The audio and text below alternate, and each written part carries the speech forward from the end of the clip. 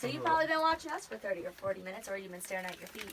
So, for our structures right here, we have a green roof. So you may notice that it's not a red roof, it is a green roof. Anything that you do in a red roof, you can do in a green roof. Anything that you don't do in a red roof, don't do in our green roofs. Now, right here, we have sketchy shack number 1. So recently, it became a little less sketchy because we got a brand new porch. However, they did install this concussor bar, as we call it. So please make sure that you are ducking your head as you enter and exit the porch. Now, inside is about a 30-year layer of rat poop. So we don't go in there. We ask that you don't.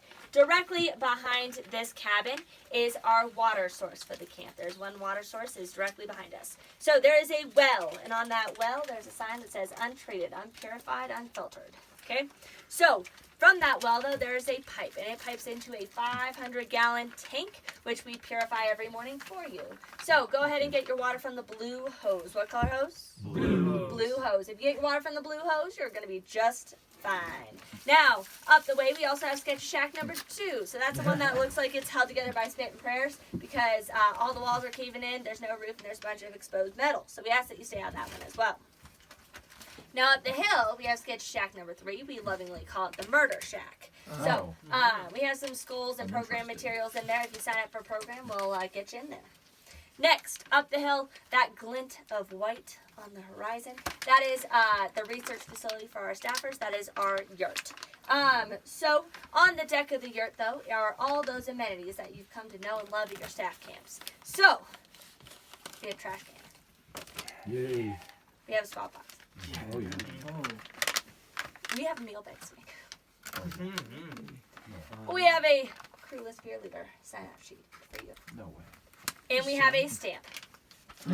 It says Garcia Cow Camp, 9,704 feet. So,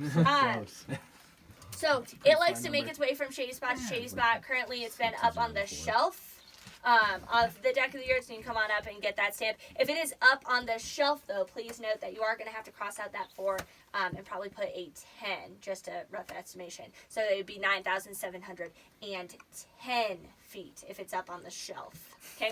So, next. You may have noticed, did you all encounter that barbed wire out in the meadow? Yep. Oh, yeah, I did. Yeah. So, luckily, it was left right in the middle of camp as a tripping hazard.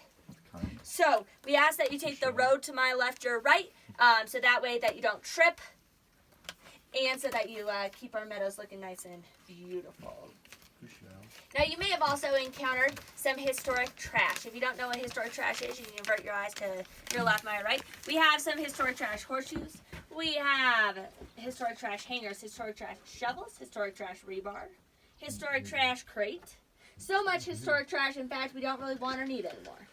So, go ahead and leave any historic trash that you find exactly where it is at. Now, here at Garcia Cow, does anyone know why we are here? Cows? What? Cows? I guess. Cows? It's a ranch. Well, our 1,500 head of cattle are actually hiding lately, which is really nice. We haven't seen them in like a day. Whew. So, They're all gone. they're all gone, actually. Went to they went to the murder cabin. What? Oh, that was big. Well, it's not a poop. Sorry about So, that. Now, has anyone heard of Mr. Ernest Thompson Seton? Yes. Yeah? Yeah, we went through it. We talked about him that first day at camp. Yeah? So, Yeah, a little bit on base camp. Nice. Well, he has brought us all out here to determine the viability of this site as a summer camp. Never before has there been a summer camp here. This is the first year of Garcia Cow. What do you all think? Should there be a summer camp here? Would it be a good site? It's a beautiful. yeah, that's a nice site. Yeah. For sure. Pretty decent? Okay. So, as such, Mr. Ernest Thompson Seton, he's an adventurer, a wildlife conservationist, and anyways, he was born in England, came over to Canada.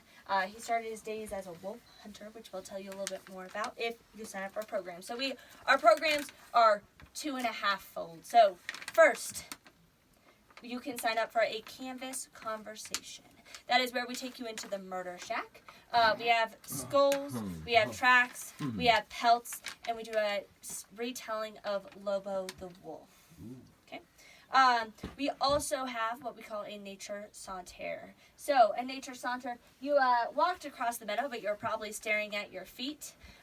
interspersed with staring up to find the yurt. So, for our nature saunter, we'll leave our packs here. We'll venture out across the meadow. We'll identify some flowers, some trees, some game trails, stream ecology, and whatnot.